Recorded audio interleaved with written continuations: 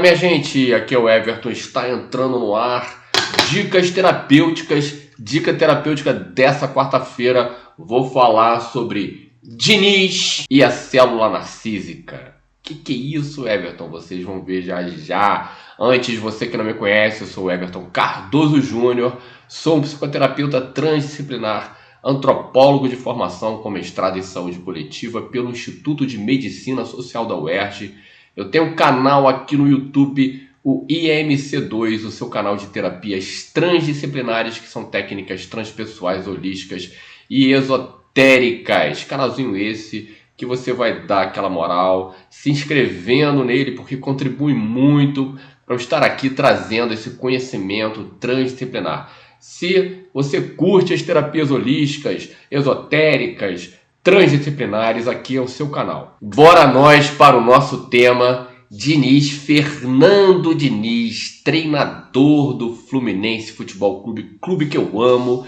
Fernando Diniz, que foi demitido recentemente depois de uma conquista inédita, né? Na verdade, depois de 3 conquistas, né? Venceu o Campeonato Carioca de 2023, né? Revertendo nas finais ali uma desvantagem com o maior rival, com o Flamengo. Um jogo maravilhoso, histórico, né? Para a torcida tricolor.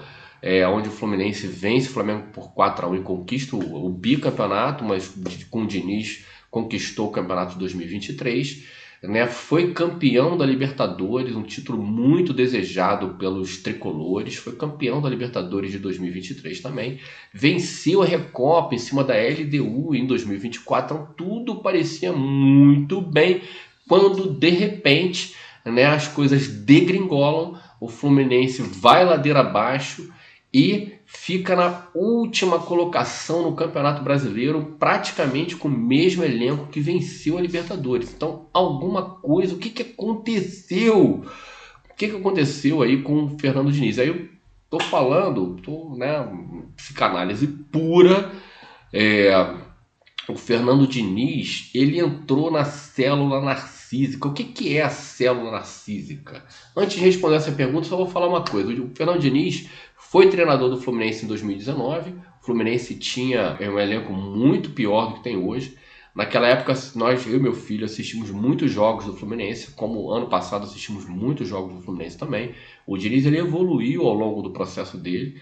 Ele é um treinador bem característico, né? Ele tem uma característica muito particular, tem uma singularidade muito grande, a forma dele jogar é muito singular, correndo riscos, topando correr riscos para melhorar ali o desenvolvimento do futebol praticado e também em busca de vencer dessa maneira, com esse estilo dele, né? E tudo ia muito bem, até que de repente, né, uma sequência de derrotas e, na verdade, uma sequência de soluções equivocadas do Fernando Diniz para lidar com essa sequência de derrotas do Fluminense. O que isso tem a ver com terapia? Tem tudo a ver.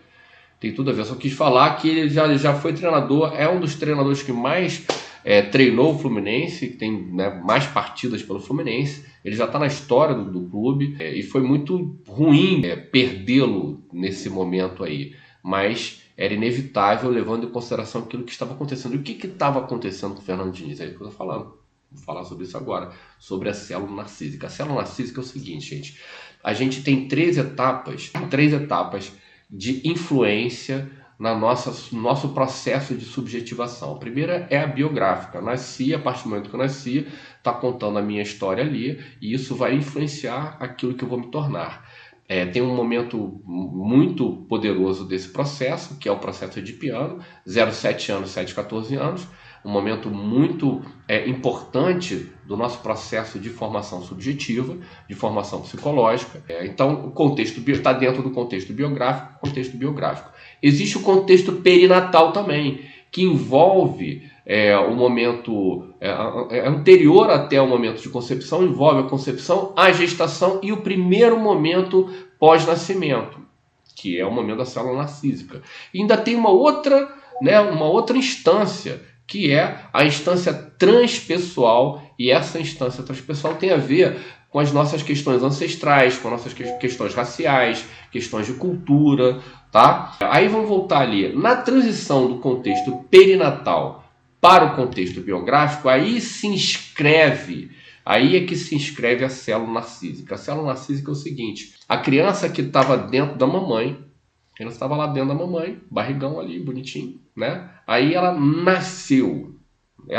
Quando ela nasce, essa criança, ela ainda leva um tempo para se perceber diferenciada da mãe. Ela estava dentro da mãe, agora ela está fora. E ela não percebe no primeiro momento. É mito da caverna total. Ela está vendo a luz ali, a vida, mas ainda está um pouquinho cega. Então não consegue se perceber diferenciada da mãe. A própria mãe entra nesse lugar também. E muitas vezes, né, processos de depressão pós-parto tem a ver exclusivamente com isso, que a mulher estava se sentindo plena naquele momento gestacional, e aí daqui a pouco aquela coisa que estava dentro, trazendo uma plenitude para ela, está fora. Então cria uma sensação de vazio, de vácuo, de perda. Então a mãe também entra ali, a mãe também está conectada nessa célula narcísica, né? À medida em que, com a amamentação, com a presença paterna, a presença de outras pessoas, a criança vai começando a se perceber. Mas esse momento da célula narcísica é um momento muito poderoso, é um momento da transição. A gente tem 3 instâncias: transpessoal, perinatal e biográfica. A célula narcísica, ela está ali na transição do momento perinatal para o momento biográfico. O que isso tem a ver com o Fernando Diniz? Tem a ver, gente, que todo momento em que a gente realiza uma grande obra, então, estou querendo escrever um livro. Quando eu escrevi a minha dissertação de mestrado, parece que eu botei meu cérebro no liquidificador, não conseguia pensar em nada muito elaborado, não. Ficava vendo desenho, porque eu estava esvaziado e tinha finalmente produzido, me custou muita energia, muito tempo, né? Finalmente tinha produzido minha tese. Eu também fiquei ali um tempo envolto daquilo ali, precisei de um tempo para mim, né? Esse título com o Fluminense foi muito importante para o Diniz, né? Ele era um treinador que ainda não tinha vencido campeonatos de relevância. Aí venceu um campeonato estadual, o pessoal falou: mas é um estadual, não vale. Aí ele venceu a Libertadores, tão sonhada, tão desejada pela torcida tricolor. Entrou na célula narcísica ali. Quando a gente entra na célula narcísica, a gente beija o narcisismo. A gente fica ali meio que enamorado daquela obra. E essa obra se estende até quando o Fluminense vence a Recopa, no começo do ano, já em 2024, vence a LDU, um rival aí do Fluminense em campeonatos sul-americanos.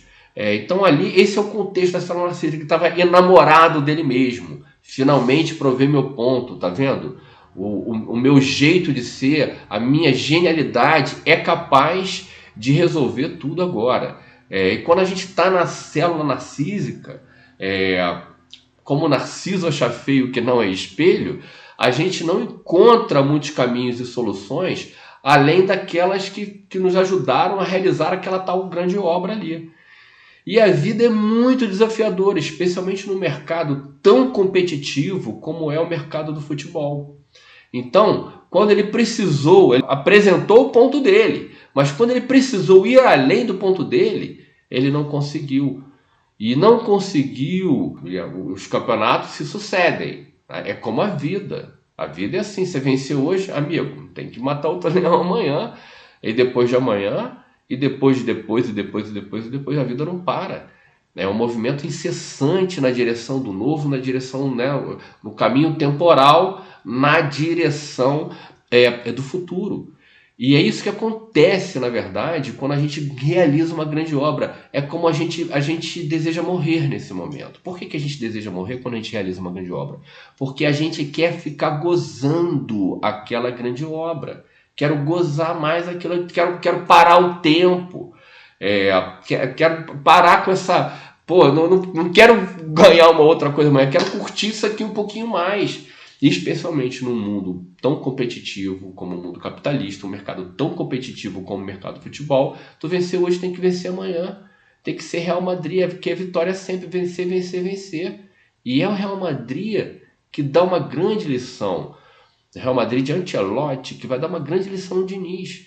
que o Diniz vai jogar com o Manchester City daquele jeitinho ali dele, que levou ele ao título da Libertadores. Isso empobreceu a habilidade dele de competir com o City, que é um timaço que meteu 4-0 de freio de mão puxado, sem Haaland e sem De Bruyne, sem os dois principais jogadores deles. Porque aquele jeito de jogar do Fluminense expunha o Fluminense, se tornou fragilíssimo para lidar com aquela potência do City. Não adianta dizer, aos 40 segundos, que se não tivesse rolado, o City ia ter atropelado do mesmo jeito. Quem dá lição é o Real Madrid, conectado na vitória. Na Champions League, o que o Ancelotti faz? Vai jogar fechadinho contra o City, que nem time pequeno, todo mundo lá atrás, jogando no contra-ataque. Levou o jogo para os pênaltis, venceu nos pênaltis e foi campeão da Champions League. Essa é a lição, essa é a grande lição. A gente tem muitas formas de competir. Ele encontrou um caminho, o Fernando Diniz, que eu admiro pra caramba, encontrou um belo caminho de jogar futebol, de vencer, mas ele precisa equilibrar mais. E ele não teve esse tempo psicológico, ele está na célula narcísica, ele está lá precisando curtir a grande obra dele. Eu até recomendaria para ele, como analista, falar, Diniz, dá um tempinho mesmo, não pega um time agora não. Sabe, dá você essa gozada aí. Por mais que tenha tido esse revés vai ser bom. Vai ser bom porque que nem o Diniz me lembra muito Tele Santana. Chegou da Copa de 82, eu não faria nada diferente. Na seguinte já fez. Botou um cabeça de área marcador ali. E depois fez mais. Quando ele chegou no ápice dele, ele foi campeão mundial com o São Paulo, jogando com 2 volantes marcadores. Aprendeu ali a competir de várias formas. Então, eu acredito muito no futuro do Fernando Diniz, mas eu percebi que ele ficou preso na célula narcísica. Ele realizou uma grande obra e precisou, quis morrer ali com aquela grande obra, ia morrer com o Fluminense, ia levar o Fluminense a ser rebaixado. Por isso que eu achei até positivo o movimento de retirada e acho positivo também o Mano Menezes. Retranqueiro, é um cara que vai equilibrar o time. Na minha leitura aí, Posso estar enganado, mas ele teria esse perfil para equilibrar o time, que ficou muito desequilibrado porque o Diniz ficou preso na célula narcísica. O Diniz, o Fluminense, o Mário Bittencourt, toda a cúpula tricolor ali também não é só culpa do Diniz, não. A direção maior também poderia ter forçado uma barra ali com ele em relação a certos posicionamentos que ele teve ao longo desse período em que as coisas foram ladeira abaixo. Então, célula narcísica, toda vez que a gente realiza uma grande obra, a gente fica querendo essa pequena morte, que é parar o tempo para poder curtir a parada. Só que a gente vive no mundo capitalista, no mundo da competição, um mundo que não para. O tempo inteiro a gente tem que estar produzindo. E justamente no momento que a gente realiza uma grande obra, além de um break, que no mundo do futebol não tem isso, Se eu for um escritor que eu escrevi uma grande obra, eu não posso fazer nada. Ainda mais se ela está gerando dinheiro, eu posso ficar na minha, curtindo a minha grande obra 1, 2 anos, 3 anos, quanto tempo quiser, até eu resolver criar uma outra coisa. Mas no mercado tão competitivo não tem esse tempo. Então não teve esse tempo de recuperação psicológica. Olha como inteligência emocional, inteligência psicológica é muito importante em todos os setores da nossa vida, em todos os setores. O Fluminense está claudicante por conta de questões de saúde mental, por conta de questões psicológicas. Mas eu acredito que vai melhorar, que vamos ver uns movimentos aí que vai ajudar a dar o up. O primeiro foi quebrar ali, tirar o Diniz do comando, porque ele ia continuar na célula narcísica. Como o Narciso acha feio que não é espelho, nesse momento o Narciso acha lindo aquela grande obra dele, a forma como ele ganhou ali. Mas aquilo ali é só um caminho para ganhar e ele precisa encontrar outras direções também para se manter competitivo, especialmente quando a gente se torna previsível. Então, e quando a gente vai para esse caminho da reinvenção, preciso me reinventar aqui, coisa que ele não conseguiu porque ele estava na célula narcísica. Quando a gente vai para esse caminho da reinvenção, gente, é o seguinte, aquilo que eu criei é a minha tese. A reinvenção, você quer um caminho para você se reinventar rapidinho? Então aquilo que eu criei é a minha tese. Deixa eu ver qual é a antítese disso. Qual é a antítese do futebol do Diniz ali? Seria um futebol mais retranqueiro, um futebol mais preocupado com o resultado? E na dialética dessa tese, dessa antítese, eu crio a minha síntese, eu crio o meu caminho, o meu novo caminho para a reinvenção. Então, Diniz, muito boa sorte para você. Espero que você volte para o meu tricolor aí em algum outro momento, mais amadurecido ainda, porque acho que você vai ser um dos grandes treinadores do futebol brasileiro. Esses primeiros títulos são seus primeiros títulos, você merece gozar, merece esse tempo para gozar isso. Foi muito, muito importante isso que você conquistou, sim. Mas é isso, agora precisa se reinventar. Tese, antítese, cria a tua síntese. Esse é um caminho bacana aí que eu tenho certeza que vai te levar para crescer. E todos nós podemos estar nesse lugar da célula narcísica, de ficarmos ali presos à nossa criação, à nossa criatura. Quando a gente tem um filho, a gente fica um pouco, né? Quando a gente realiza, quando a gente conquista algo muito grandioso, a gente fica um pouco nesse lugar também, né? Um lugar de que a gente precisa de um tempo, só que dependendo do que é na nossa vida, a gente pode se dar esse tempo. Mas no mercado tão competitivo como o mundo do futebol, não tem como. Real Madrid é vencer ou vencer, vencer, vencer, vencer, vencer. Pelo menos competir para vencer, né?